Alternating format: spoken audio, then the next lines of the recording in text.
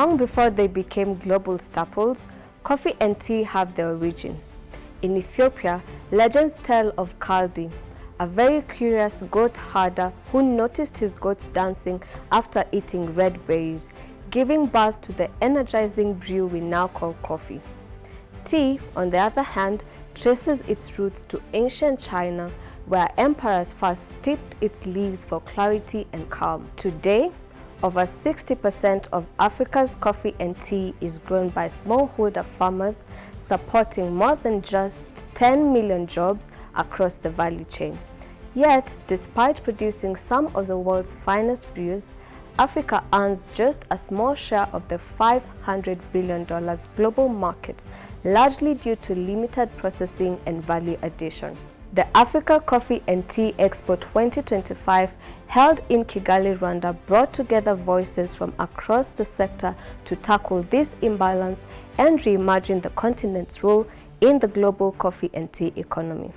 My name is JD Odinga, and welcome to In Focus, an EAMG TV special bringing you the highlights and insights from the Africa Coffee and Tea Expo 2025 that took place right here in the heart of Kigali, Rwanda.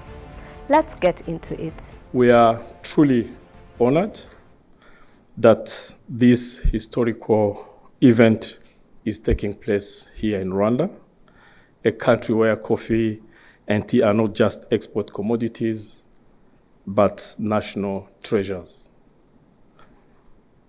Over the next 2 days, we will connect producers, processors, exporters, buyers, policymakers, and innovators to explore how we can build resilient, inclusive, and sustainable value chains, not only in Rwanda, but across the continent. This landmark event, co-organized by the National Agriculture Export Development Board, the Rwanda Convention Bureau, and the Rwanda Events Group, brings together the very best of Africa's coffee and tea industries. Today, Rwanda becomes the epicenter of innovation, trade, and collaboration for two of the most vital agriculture sectors on the continent. The ACT Expo 2025 is more than an exhibition. It's a powerful platform that deepens market access, showcase Africa's finest coffee and tea, drive innovation, and address shared challenges such as living income for the producers, climate change, quality standards, and global regulations. Today's Expo is also a powerful reflection of Rwanda's broader ambition to be recognized as Africa's preferred destination for meetings, incentives, conferences, and exhibitions known as MICE.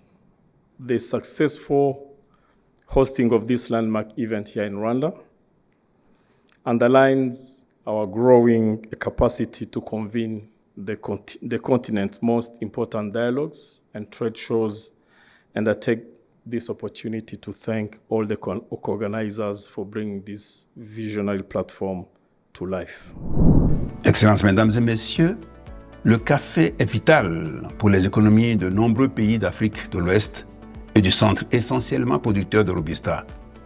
La demande mondiale de Robusta sans cesse croissante devrait être comprise, selon les estimations, entre 3,4 et 4,3 millions de tonnes en 2035.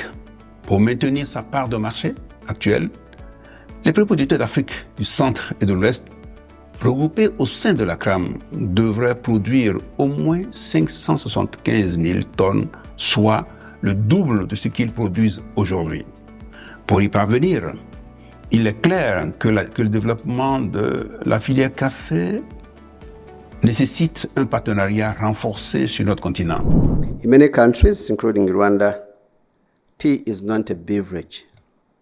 Coffee is not a drink. It is life. There are so many lives across the globe, but most importantly in Rwanda, that without coffee and tea, the life ends there. And so as we gather here, we want to celebrate our farmers. Join me to celebrate them this morning.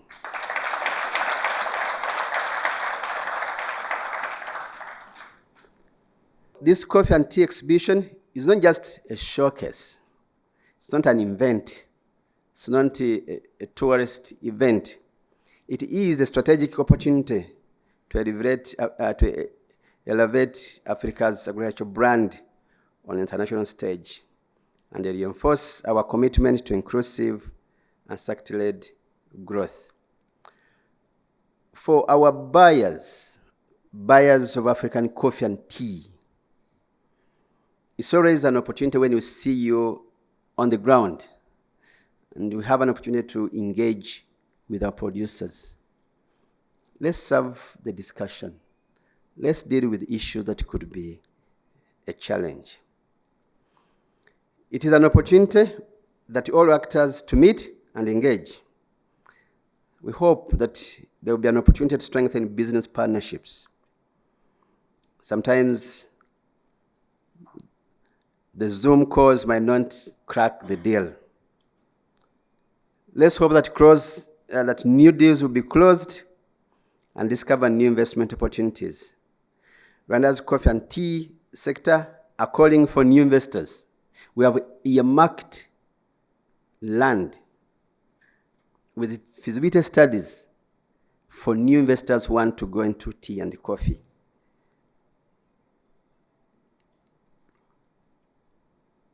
And we are very ready to facilitate all of you on that front.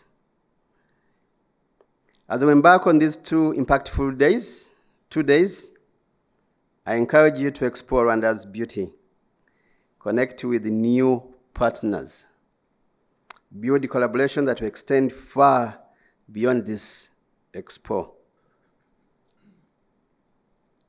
Let the discussions go beyond the 2 days. As I conclude, allow me to thank the organizing committee for a good job done. And let me also thank all participants for joining us during these 2 days. Let me add my voice to what CEO said. Feel at home. Enjoy the best of Rwanda. There's a team waiting outside to take you where you want to go. Our teams are more than happy to take you around. And on this note, I now declare the African Coffee and Tea Expo 2025 officially open. Thank you very much. Murakoze cyane. From value addition and certification fatigue to climate smart farming and policy shifts, every topic was on the table. Leaders from across the continent shared bold ideas. Solutions were exchanged. Improving the livelihoods of our farmers. And I think one big thing that is underestimated, and this is for the minister, from a government perspective, is that in the end, farm sizes have become too small. So even if you're running a very good coffee farm or tea farm, you're not able to sustain yourself. Even if the prices increase, the farms have become too small, and that also is hampering the financing of farmers. So making policies that allows the successful farmers to grow their farms, the professional farmers that are very serious to grow their farms through policies or support in land acquisition, is a very important part that the government has to play. And that also means that the land registry, etc., has to be transparent and clear. And I think that's a foundational issue that is underneath a lot of these discussions, that if the farms stay small, it will be very difficult to improve the livelihoods of the farmers. I'll tell you the challenges that we have experienced in supporting farmers in that space and what we're doing to solve that problem. I think I did mention that part of the problem is around financial management. But before I even get into financial management, the governance of these cooperatives, interestingly, I was talking to the DG of Rwanda Cooperatives Agency, and one of the issues that he talked about was, the livelihood or the life cycle of cooperatives. We've seen a number of cases where sustainability of cooperatives and farmer cooperatives specifically has not necessarily been sustainable. And most of those issues are around cooperative governance and financial management. And we've noticed that there's been significant improvements over the years because of the support of the government. And that has helped us to de-risk the farmers' financing and cooperatives. But what we're doing as banks is coming in as a partner on providing technical capacity. We've started a program where we're working, although it's more with women in business, where we support the small businesses in terms of increasing their capacity to manage their businesses, to do financial management, put in place governance structures, because once those are in place, you've checked off one critical box that most small businesses forget to check. The other issue is fragmentation. Most of these farmers are not organized into cooperatives. And as long as you're talking to a farmer that has maybe, 1 to 3 acres of land where they are farming, that will not be attractive to a bank, because the transaction costs of running such financing is actually similar to the transaction costs of doing a big transaction. So there's an opportunity cost there. So it's really important that these farmers are sensitized about the need to come together into cooperatives so that they can make it a lot more attractive for the banks to come in. The third issue is around the lack of collateral. And I know I said earlier that collateral is not really a critical aspect, but it is a second way out for banks, because at the end of the day, banks are in this. We make money. They're shareholders that are expecting a return. So we will never be as risk. We won't accept the kind of risk that commercial or non-commercial entity is looking at. So for us, it's really, really important that as we are assessing a risk, we know that money will come back. So it's really critical that the collateral is in place, and some of the things that we're doing is to talk to partners that would help us to de-risk and provide some collateral cover for us to be able to better access and better finance these farmers and farmer cooperatives. The greatest challenge in terms of accessing the African market are the non-tariff barriers that have been put by the African countries. The protectionist nature of African states pushed African leaders to have very honest engagement, and that is what resulted to the birth of the African Continental Free Trade Agreement or area. So the objective of doing this, and I think it was first signed in Kigali in 2018, the Secretariat is in Ghana, and they are in Accra, Ghana. Their major objective is to break this tariff and non-tariff barriers to ensure that there is free movement of goods, free movement of people. We address issues concerning customs, because when we make payments, I want to buy a coffee from Kigali and I'm Kenya, I must use a dollar. So there are issues dealing with currencies that need to be addressed within the framework of African Continental Free Trade Agreement, so that these trade barriers, both non-tariff and tariff barriers, are completely addressed. Number two, the reason why trade has been hampered within Africa is logistics. There is poor infrastructure within Africa as a continent. So we still rely on the longer routes. Like if you want to ship coffee or tea from Rwanda, you must take it to Mombasa, so that it's taken through the port of Mombasa, either through the Cape of Good Hope, for it to go to West Africa. You can see it is a longer route, which could have been sorted out very fast by a well-developed road and rail network within Africa. So I believe that if we nurture the objectives of the African Continental Free Trade Area or Agreement, we should be able to remove those trade barriers and be able to increase the volumes of trade. Number 3 is the cost of value addition. African countries have punitive legislative and regulatory policies that does not encourage local industrial growth or local value addition. I will give you a classical case that we have been pushing the Kenyan government. If you import filter paper to add value at the virgin paper, you pay 35% import duty, 25% excise duty, 3.5% IDF levy. Then you pay something called 1.5% railway levy. Then you still pay 16% VAT. So by the time you are clearing this packing material alone, you should have increased the cost of packing material by 81%. So that means that it is cheaper to add value in UAE or in UK and bring back that tea to Kenya. I've learned in my journey that when you take care of women or when you employ women into your sector, women nurture the family. So when you employ them, because they are the lifeblood of the business, they make everything happen.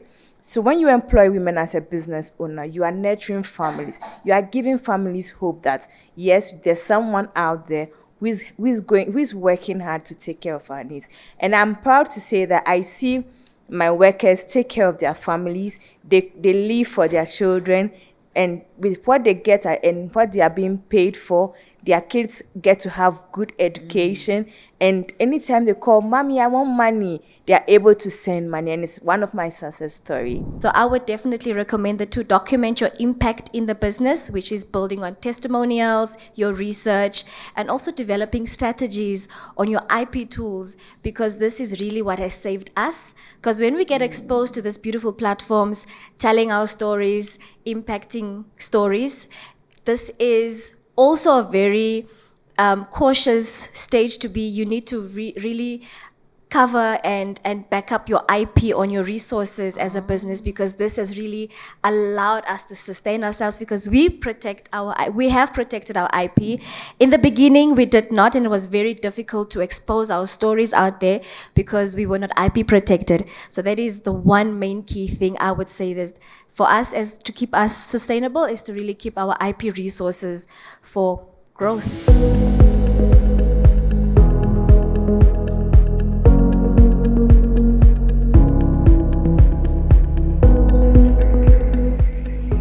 And yes, it wasn't all about boardrooms and big ideas. The barrister battle brewed up serious energy, a crowd's favorite. Every competitor brought flair, precision, and passion to the cup. And while every cup had a unique story, the message was clear. Africa's talent is world-class. No winner, no loser, just great coffee and even greater creativity. Breakout sessions sparked real dialogue. Women leading the value chain. It is so important to understand and to give such great value, such great honor to our farmers who toil day and night, not worrying about the sunshine or the rain. And they work so hard to bring such good results, such good fruits on our tables. And it's a great job. But sometimes it's a bit unpaying job, because we see that there are challenges which all our farmers meet. Here today, when we are talking about coffee and tea, we have, as researchers, as scientists, we have studied the way the coffee is grown and the kind of challenges which these coffee growers, they have to face to put the coffee in our cups.